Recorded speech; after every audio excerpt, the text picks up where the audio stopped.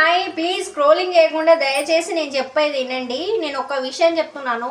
కొంతమంది బయట దేశంలోకి వెళ్ళి వాళ్ళు ఏం చేస్తున్నారంటే వాళ్ళు అక్కడ అదే బయటికి వెళ్ళి వాళ్ళ ఇళ్ళలో పని చేసుడు, వాళ్ళు ఎంత తిన్నది, వీళ్ళు ఇవాళ ఇంత తిన్నారు, ఇవాళ అన్ని అవన్నీ ఎందుకు పెడుతున్నారండి? మీకు ఇండియాలో శాత కాకనే బయట దేశంలో పోయిరు బతకనీకే.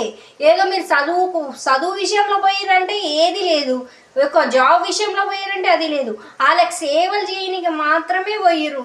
అసలు వాళ్ళకి మన ఇండియన్స్ ఉండి బయట వాళ్ళని ఎందుకు వాళ్ళ వీడియోస్ ఎందుకు చూస్తున్నాను? మన ఇండియాని వద్దనుకొని వాళ్ళు బయట దేశాలకు వెళ్ళిరు.